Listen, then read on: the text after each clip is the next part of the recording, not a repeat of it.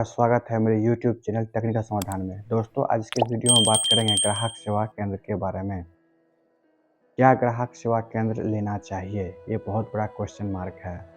और ग्राहक सेवा केंद्र लेने में क्या-क्या फ़ायदा है हमको और किस-किस चुनौतियों का सामना करना पड़ता है। ग्राहक सेवा केंद्र आप ले लेते हैं तो क्या-क्या काम करना होता है, किस तरह के टारगेट होते हैं और टारगेट को अचीव करना या उसके लिए कितना प्रेशर झेलना पड़ता है। बैंक के द्वारा क्या-क्या काम दिया जाता है और आप जो है इसको लेने के बाद क्या बेनिफिट या क्या इनकम कमा सकते हैं।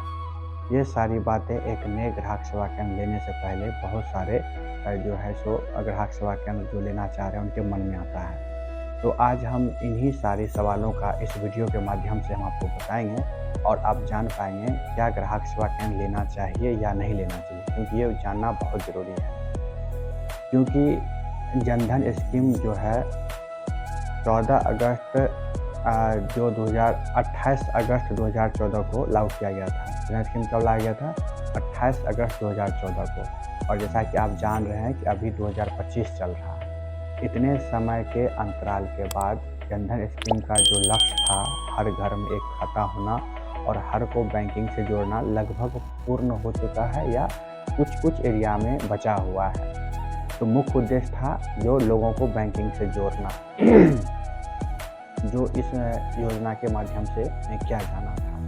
अब बात ये आती है कि एक ग्राहक सेवा संचालक जो है, जो बैंक लेके ये ग्राहक सेवा केंद्र का काम करेंगे, तो क्या उनको फ़ायदा है, क्या नुकसान है। तो इसके बारे में अगर बात करें तो आप ग्राहक सेवा केंद्र अगर लेने के लिए सोच रहे हैं तो सबसे पहले आपको डॉक्यूमेंट क्या लगेगा उसके बारे में आपको बता देते हैं। सबसे पहले आपको 10th 12th का मार्कशीट, मतलब मिनिमम क्राइटेरिया 12th पास होना चाहिए। उसके बाद आधार, पैन, ई-केवाईसी डॉक्यूमेंट के लिए कैरेक्टर सर्टिफिकेट और उसके बाद जो है IIBF एग्ज़ाम सर्टिफिकेट पास होना ज़रूरी है, जो कि ये पहले का रिक्वायरमेंट था। आप करंट सिनेरियो में बात करेंगे तो DRA का सर्टिफिकेट भी अब आपसे मांगा जाना शुरू कर दिया गया है। DRA मतलब होता है डेब्ट रिकवरी एजेंट, जो कि अब BC के माध्यम से लोन रिकवरी का भी काम करवाया जा रहा है। तो इसके लिए आपको DRA का सर्टिफिकेट होना ज़रूरी है। अब ये तो हो गया आपको डॉक्यूमेंटेशन का। अब बात करते हैं कि आप मान लीजिए ये सारा चीज़ प्रोसेस करके आप ग्राहक सेवा केंद्र के लिए आपने अप्लाई किया किसी भी कंपनी के माध्यम से, जो कि पता होगा आप लोग अगर लेना चाह रहे हैं तो ये कॉर्पोरेट BC के माध्यम से दिया जाता है। जैसे बहुत सारी कंपनी है, संजीवनी है, बेदाबाग है, यूपीकॉन है और एम सो ऑन, बहुत सारी कंपनियां हैं। हर स्टेट में अलग अलग कंपनियां चलता है, उसके माध्यम से बैंक का ग्राहक सेवा केंद्र दिया जाता है। आपने जो प्रोसेस था कंपनी से बात करके आपने ग्राहक सेवा केंद्र अपना चालू कर लिया, ग्राहक सेवा केंद्र स्टार्ट हो गया। अब बात आती है कि आप न्यू हैं, आपको सपोर्ट कंपनी के माध्यम से किया जा रहा होगा या किया जाएगा। अगर नहीं किया जा रहा है तो आपको खुद से सीखना होगा, खुद से काम करके कस्टमर बेस बनाना होगा। अब बात करते हैं कि ग्राहक सेवा केंद्र में आप क्या क्या काम कर सकते हैं, क्या क्या सर्विस प्रोवाइड कर सकते हैं। शुरुआती दौर में पहले खाता खोला जाता था, जो कि ब्रांच के द्वारा आउटसाइड करने के बाद खाता आता। पर प्रेजेंट सिनेरियो में क्या है कि अब इंस्टेंट अकाउंट KYC आ गया, लगभग सारे बैंक का इंस्टेंट अकाउंट आना शुरू हो गया है, एक्सेप्ट कुछ बैंकों का, जिसमें कि अभी SBI में अभी भी जो है तो अगर खाता खोलने का प्रोसेस जो है वो चेकर मेकर के द्वारा ही होता है। हालांकि इंस्टेंट खाता लाया गया है तो अभी भी सक्सेसफुली वो काम नहीं कर पा रहा है। अब क्या है कि अब आपको ग्राहक सेवा केंद्र आपका स्टार्ट हो गया है, तो सबसे पहला आपको टारगेट जो उसमें दिया जाता है सोशल सिक्योरिटी का, जिसको बोलते हैं जो है SSS के भी नाम से भी जाना जाता है, जिसमें होता है अटल पेंशन योजना, जिसको APY बोलते हैं, जीवन ज्योति बीमा योजना, जिसको सुरक्षा बीमा के नाम से भी जाना जाता है, और PM SBY सुरक्षा बीमा। ये 3 तरह का जो प्रोडक्ट है ये तीनों करना होता है। अब तीनों के बारे में बता देते हैं शॉर्ट में। अटल पेंशन स्कीम है, जो 18 से 39 साल में एक दिन कम होना चाहिए, उतना एज के लोगों का किया जा सकता है। मतलब जिसका 40 हो गया उसका नहीं होगा। इसमें कुछ राशि मंथली रूप से आपके अकाउंट से कटते जाते हैं और आपके एज जब 60 ईयर्स हो जाते हैं तो पेंशन के रूप में आपको मिलता है, जिसमें कि आप 1000 से लेकर 5000 तक का करवा सकते हैं। दूसरा आता है जीवन ज्योति बीमा योजना। इसमें जो है एनुअली प्रीमियम 436 रुपये लगता है, जिसमें कि आप वन टाइम पेमेंट करते हैं और इसमें जो है रिस्क कवर जो है 2 लाख का मिलता है, जिसमें कि जो है सो एक्सीडेंटल और नॉन एक्सीडेंटल दोनों रिस्क कवर हो जाता है। अगर किसी भी कारण से कस्टमर की जान जाती है तो उसको 2 लाख रुपए मिलते हैं। अगर एक्सीडेंटल में उनका कोई एक अंग जो है डैमेज हो गया, जैसे एक हाथ, आँख या कोई भी एक अंग पैरालाइज़ हो गया या फिर वो चलने-फिरने के लायक नहीं रहा, तो उस कंडीशन में उसको 1 लाख दिया जाता है। दूसरा आता है प्रधानमंत्री सुरक्षा बीमा योजना, जो कि होता है 2 लाख रुपए का एक्सीडेंटल इंश्योरेंस। इसका प्रीमियम मात्र 20 रुपये होता है, जो कि कस्टमर के डेथ होने के बाद ही वो आपको क्लेम मिलता है। तो ये 3 स्कीम का प्रेशर हर बैंक में दिया जाता है ग्राहक सेवा केंद्र को।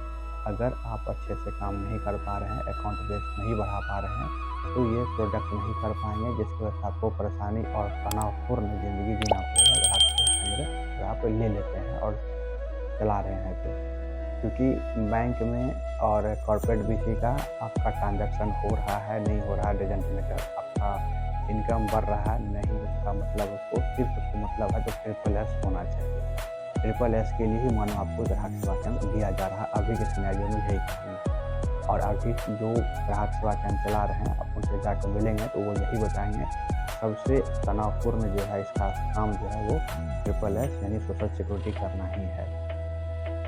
अब बात आते हैं कि इनमें परेशानी क्या-क्या आती है। परेशानी ये आती है कि अगर आपका बैंक कोऑपरेटिव नहीं है, आपको मदद नहीं करता है, जिस कस्टमर का केवाईसी हो लगा हुआ है, खाता में होल्ड लगा हुआ है, आप उनको टाइम पे नहीं सही करवा पा रहे हैं, तो कस्टमर का बेस बनने की वजह आपका बिगड़ने लगेगा। पहला समस्या तो ये आ गया। दूसरा समस्या ये आती है कि अगर आप प्रॉपर कैश नहीं रखते हैं, क्योंकि ये तो होल इन होल बिज़नेस आपका है और कंट्रोल कोई और करेगा, जो कि सबसे बड़ा डिमेरिट है इस लाइन का कि आपका इन्वेस्टमेंट, आपका समय, आपका जगह, आपका काम करने का तरीका आपका, लेकिन आपको कंट्रोल कोई और करेगा। आपके हिसाब से आप काम नहीं कर पाएँगे। नहीं करेंगे काम तो आज न कल आपका कोड रिप्लेस किया जाएगा या कोड आपका बंद कर दिया जाएगा। ये सबसे बड़ा परेशानी का बात है, ये ड्रॉबैक है। इसके ऊपर आज तक ना कोई कमिटी बना है, ना इसका कोई स्पेशल डिपार्टमेंट है जो इस क्षेत्र में काम करने वाले ग्राहक सेवा केंद्र के बीसी को देखे और उसके बारे में कुछ सोचे। ये फ्री काम है, कंपनी जिस तरह से चाहे वो आपसे काम ले सकता है, करना है तो कीजिए, नहीं तो आप यहाँ से काम करके जा सकते हैं। जो इन्वेस्टमेंट गया लगा हुआ है वो आपका पानी में गया है। खास करके स्टेट बैंक के जो ग्राहक सेवा केंद्र हैं, आए दिन देखते होइएगा उसका कोड रिप्लेस हो गया, उसका कोड ब्लॉक कर दिया।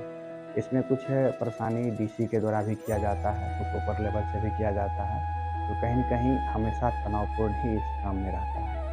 तो ये तो हो गया इसका ड्रॉबैक, इसमें क्या-क्या कमियाँ थी, क्या-क्या परेशानियाँ। दूसरा बात, अगर मान लीजिए इतना सब करने के बाद भी आप कस्टमर बेस बना लिए, आपके पास रोटेशन अच्छा आ गया, आपके पास ट्रांज़ैक्शन अच्छा हो रहा है, तो समस्या दूसरी सबसे बड़ी क्या है कि कैश का ले जाना और ले आना। अगर आपके पास विथड्रॉ ज़्यादा हो रहा है तो आपको कैश लाना होगा ब्रांच से, जिसमें कि ब्रांच के सपोर्ट की तरफ से आपको कहा तो जाएगा कि थाना से आदमी मिल जाएगा, थाना से आप बात करके आप कैश ले जा सकते हैं सुरक्षित, पर ऐसा प्रैक्टिकली बहुत कम हो पाता है।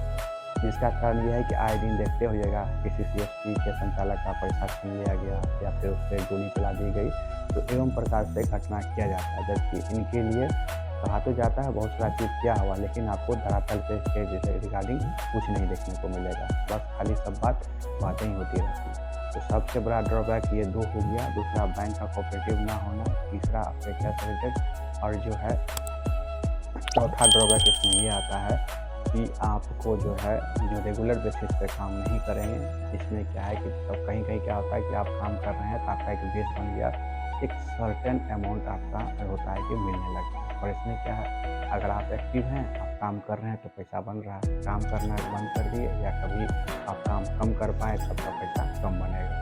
इसमें इनकम की सिक्योरिटी नहीं होती है कि हमने एक बार 4 साल 5 साल मेहनत करके एक अपना बिजनेस खड़ा किया है तो ये अब चलते रहेगा, इससे इनकम आते रहेगा, ऐसा कुछ नहीं है। कभी भी आपका ये बंद हो जाएगा, आपका सारा इनकम खत्म हो जाएगा। आपका तबीयत खराब हो गया, आप 2-3 महीना काम नहीं कर पाएँ, कंपनी लेटर देगा, आपका कोड टर्मिनेट कर देगा या किसी को रिप्लेस कर देगा।